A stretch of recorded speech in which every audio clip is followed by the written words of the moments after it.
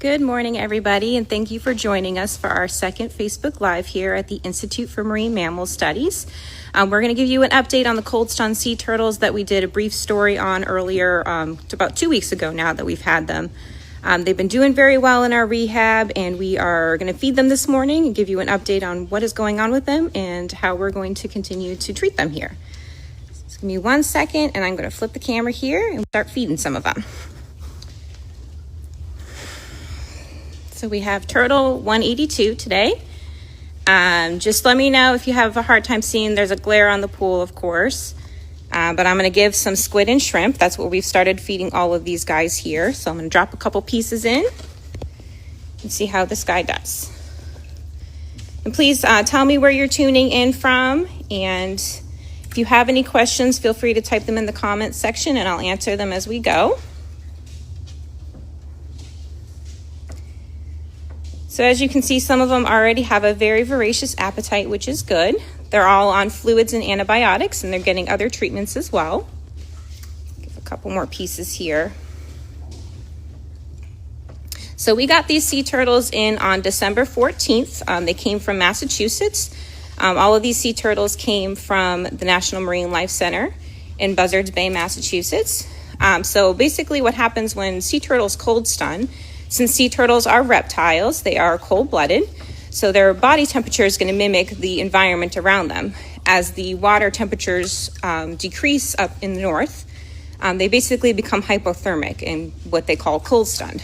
They'll float at the surface and they will become lethargic. They're susceptible to predation, other things like that. So when the volunteers pick them up, they will triage them and they bring them up to temperature, and that's what happens before they're transported to other facilities like here.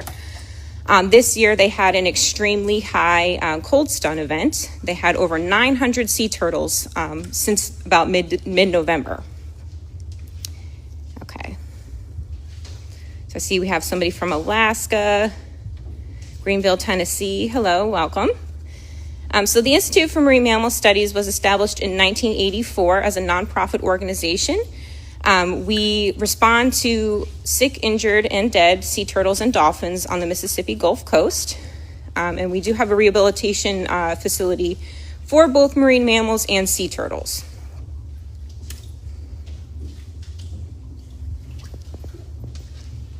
Okay, so.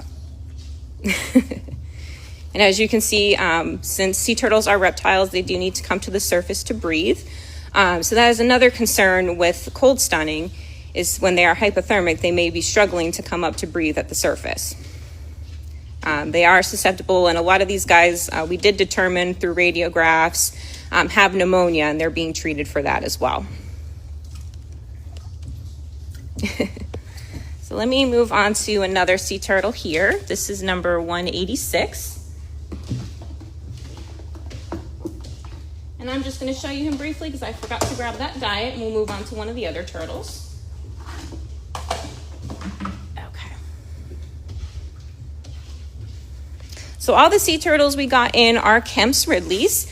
They are the most critically endangered sea turtle in the world. They nest in the Gulf, particularly in South Texas and in Mexico, and they come up in large groups called arribadas. And these guys, we see about this, a little bit bigger than this size here in the Gulf, off the Mississippi coast. This is what we get the most of here. So let me start giving this guy some shrimp.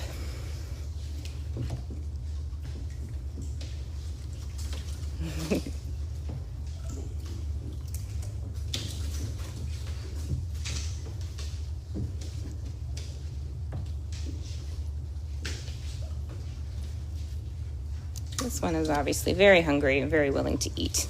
I'm going to keep trying to move around, make sure I don't get that glare on the pool so you guys can see everything.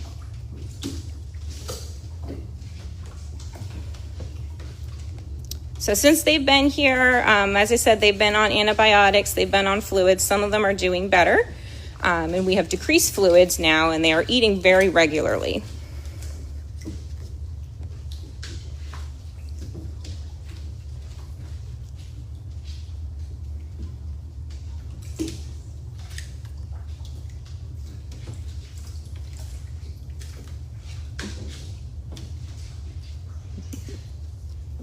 And if you have any questions, feel free to type them in the comment box. I'll answer them as we go along. And also, if you can keep telling me where you're tuning in from, that'd be great. We love to see where all of our viewers are coming from.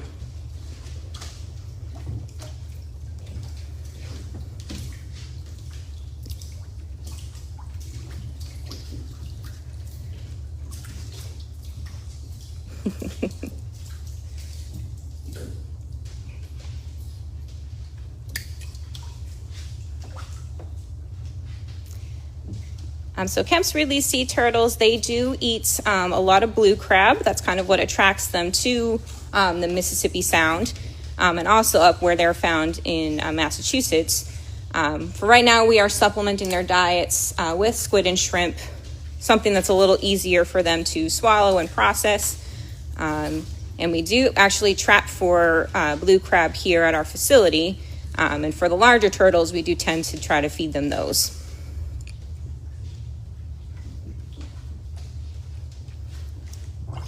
See people from other areas in Mississippi.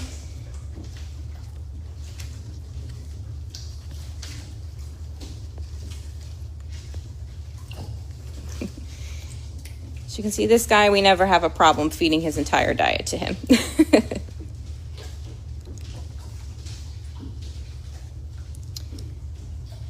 So part of what we do here as a stranding organization, we respond to sick, dead, and injured dolphins and sea turtles. So that season is going to actually be starting up here pretty soon. So you may see us on the beach if you're on the Gulf Coast. If you find a dead dolphin or sea turtle, or you see a sick or injured one, give us a call. Our hotline is 888-767-3657. And we have someone manning that 24/7. And we go out and respond. There's a few of us on staff here that are dedicated to that effort.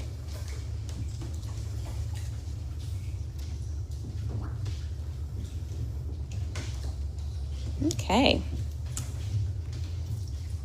So 188 is eating all of his diet.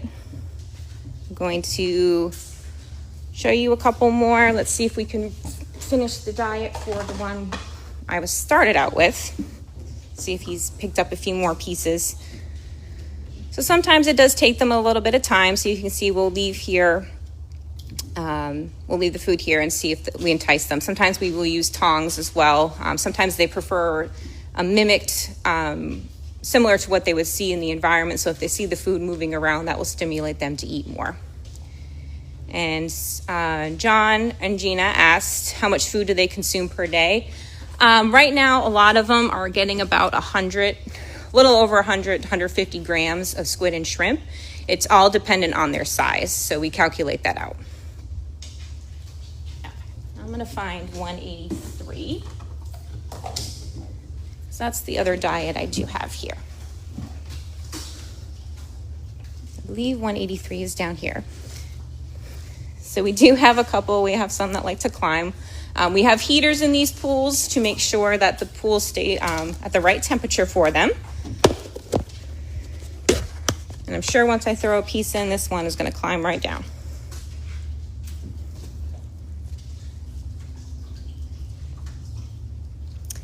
And Amanda's asking, what is the ideal temperature for these turtles? We try to keep it between 77 and 80 right now. That's kind of what we see more in their environment. It has to be at least 75, but that is the ideal temperature for them. So when they cold stun, the waters are typically as low as 50 or even less. So that's what causes them to basically become shocked and hypothermic.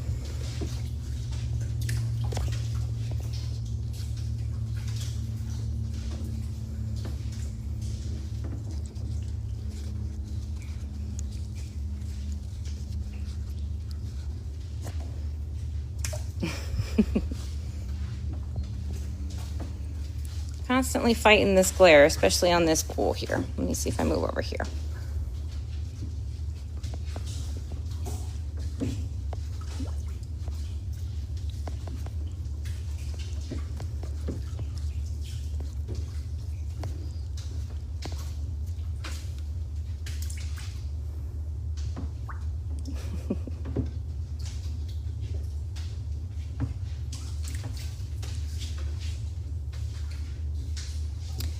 So as I said, we have all of these sea turtles are Kemps Ridley. So there are 7 species of sea turtles worldwide. 5 of them you will find in the Gulf of Mexico. Typically, Kemps Ridleys are what we see here the most. We do get green sea turtles as well as loggerheads. Earlier in December, we actually released 2 sea turtles, one subadult Kemps Ridley and one juvenile green sea turtle with satellite transmitter. So if you go on our website, IMMS.org, and track our turtles, you can see where those turtles are going. Right now, one of them's hanging off of Horn and Ship Island, and the other one has gone into Louisiana waters. And we update that pretty regularly, so you can see where those turtles are transmitting from.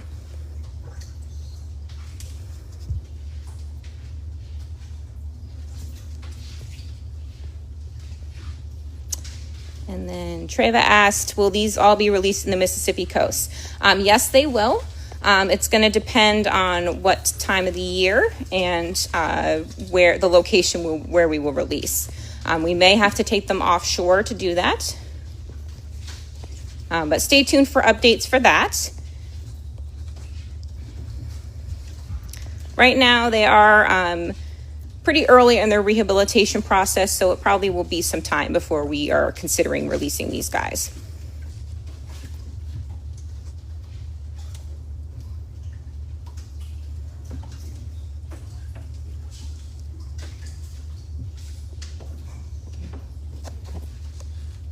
Okay.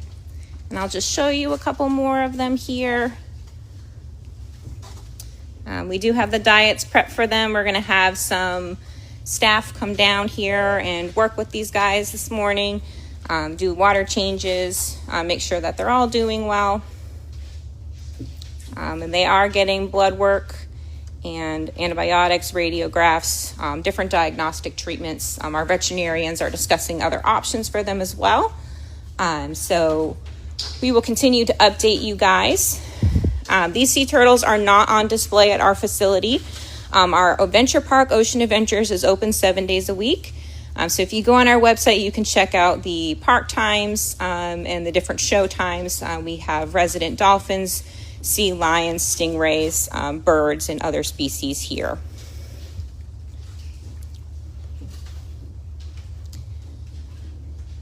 Alrighty, well, I'm going to hop off Facebook Live. Thank you so much for joining us this morning. Please stay tuned. If you would like to donate to their recovery effort, if you go to imms.org/donate, those proceeds will help go to feeding and caring for these sea turtles. And we do appreciate any help that we can receive from you guys. And they do as well. It provides their diets, their treatment, their care for the time that they are here at our facility. So Happy New Year to everybody. Hope you have a great day. And please feel free to keep typing comments or questions in, and we will answer them shortly. Have a good day, everybody.